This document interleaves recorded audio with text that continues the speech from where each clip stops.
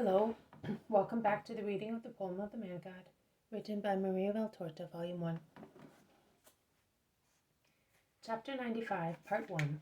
James of Alphaeus is received among the disciples. Jesus preaches near Matthew's customs bench. 2nd February, 1945. It is market morning at Capernaum. The square is full of traders selling all kinds of goods.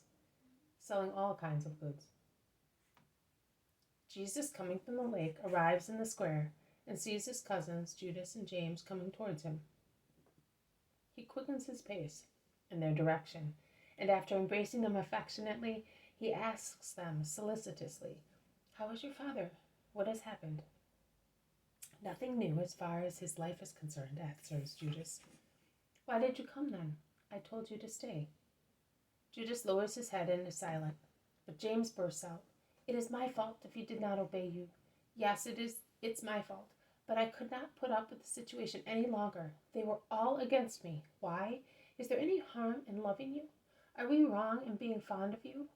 So far I was held back by the scruple of doing the wrong thing. But now that I know, now that you said that not even a father is above God, I could not bear the situation any longer.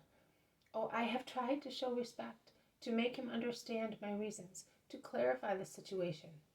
I said, 'Why are you against me?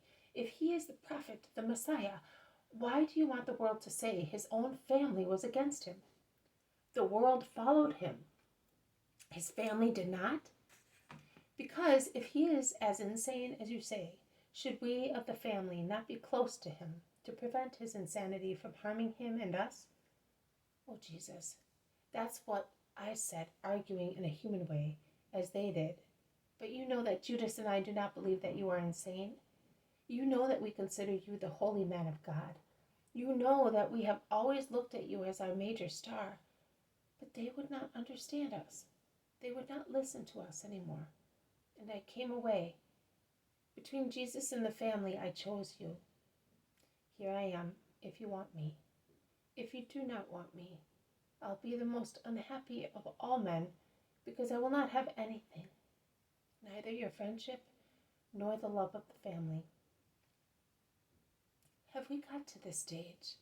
Oh, James, my poor James, I wish I had not seen you suffer so, because I love you. But if Jesus' man is crying with you, Jesus' word is jubilant on account of you. Come. I am sure that the joy of bringing God to men will increase your happiness every hour of the day until it reaches its full rapture in the last hour of the earth and in the eternal hour of heaven. Jesus turns round and calls his disciples, who had discreetly stopped a few yards away. "Come here, my friends. My cousin James is now one of my friends, and thus a friend of yours. How I longed for this hour, for this day, because he was a perfect friend in my childhood and a good brother in my youth." The disciples welcomed the newcomer and Judas, whom they had not seen for several days. "We looked for you at home, but you were on the lake." "Yes, I was on the lake for 2 days with Peter and the others. Peter had a good haul. Is that right?" "Yes, but what annoys me is that now I will have to give many didrachmas to that thief over there." And he points at Matthew, the exciseman, whose bench is besieged by people paying for the stall ground, I think, or for foodstuffs. "It will all be proportioned, I suppose. The better the haul, the more you pay and the more you earn." "No, master, the more I catch, the more I earn. But if the weight of my draft of fish is doubled, that man there does not make me pay twice as much. He charges me 4 times as much. The profiteer." "Peter." "Well, let us go just there. I want to speak. There is always a lot of people near the customs bench." "No wonder," grumbles Peter. "Lots of people and imprecations." "Well, I will go and grant blessings. Perhaps some honest feeling will enter the exciseman's heart." "You need not worry about that. Your words will never go through his crocodile skin." "We shall see." "What are you going to say to him?" "Nothing directly, but I will speak in such a way that my words will be addressed also to him." Say that a thief is both who assails people in the road and who fleeces poor people who work for their daily bread and not for women and orgies. Peter, do you want to speak in my place? No, master, I would not be able to speak properly. And with your acrimony, you would harm yourself and him. They have reached the customs bench. Peter is about to pay. Jesus stops him and says, "Give me the money. I will pay today." Peter looks at him amazed and then gives him a leather purse containing some money. Jesus waits for his turn, and when he is before the exciseman, he says, "I am paying for 8 baskets of fish belonging to Simon of Jonas. The baskets are over there, where the servants are standing. You can check if you wish, but honest people should be able to trust each other's word, and I think that you will believe that I am honest. How much do I pay?" Matthew, who was sat at his bench when Jesus says, "And I think that you will believe that I am honest," stands up. He is a small and rather elderly man, about Peter's age, but his face has the weary look of the pleasure lover, and he is obviously bewildered.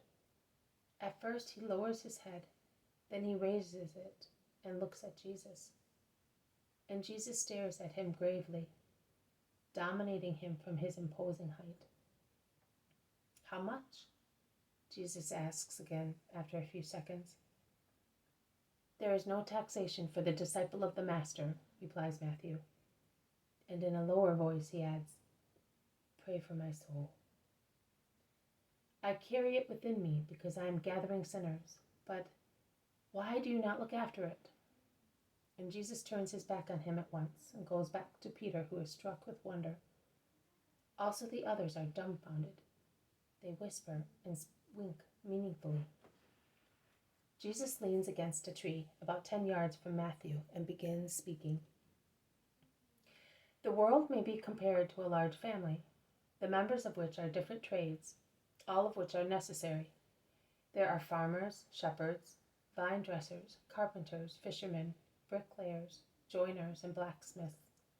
Then clerks, soldiers, officers, responsible for special missions, doctors, priests. There is everything. The world could not consist of only one class of people.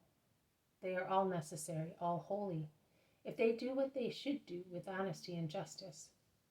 How can they achieve that if Satan tempts them on all sides?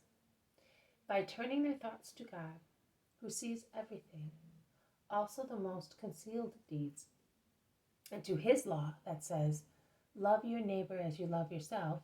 Do not do to other people what you do not want done to yourself. Do not steal in any way.' Tell me, you who are listening to me, when a man dies, does he take his purses of money with him? And if he were so silly as to have them buried with him in his tomb, could he make use of them in the other world? No. Money becomes a piece of metal corroded on the rot of a decomposed corpse. But his soul would be naked as elsewhere, and even poorer than blessed Job. It would be deprived of the smallest coin, even if he had left heaps of talents here and in his tomb. Nay, listen, listen. I solemnly tell you that it is generally lost because of riches. Also, if they are obtained honestly or by inheritance, because only few rich people know how to make use of their wealth honestly. What is necessary then to gain paradise and rest on the Father's bosom? It is necessary not to be greedy for wealth, that is, not to be eager by wanting wealth at all costs, even by going against honesty and love, not to be eager to such an extent as to love the wealth one possesses more than heaven and one's neighbor, refusing to assist a needy neighbor, not to be greedy for what wealth can offer, that is, women, pleasures, a bountiful table, magnificent garments, which are an insult to those who are cold and hungry. There is a currency that can change the unjust money of the world into a currency having legal tender in the kingdom of heaven, and that is the holy wisdom in turning into eternal riches, the human riches, which are often unjust or the cause of injustice. That is, you must earn honestly, Give back what you obtained unfairly. Make use of your riches with parsimony and detachment, learning how to become detached from them, because sooner or later they will leave us, whereas good deeds will never leave us. You must consider that. We would all like to be called just, and to be considered as such, to be rewarded by God for being just. But how can God reward who is just only by name, but in fact is not so? How can he say, I forgive you, when repentance is expressed only by word of mouth and is not supported by a real change of the spirit? There is no real repentance as long as the lust for the thing for which we sinned will last. But when a man humbles himself, when he severs all links with evil passions, such as women or gold, and says, For your sake, O Lord, I will have no more of this, he is really repentant, and God receives him, saying, Come, you are as dear to me as an innocent child and a hero. This has been a reading from the poem of the Man-God, written by Maria Valtorta, Volume 1, Chapter 95, Part 1. James of Alphaeus is received among the disciples. Jesus preaches near Matthew's customs bench. Thank you for listening. I will see you tomorrow. May God bless you, and may peace be with you.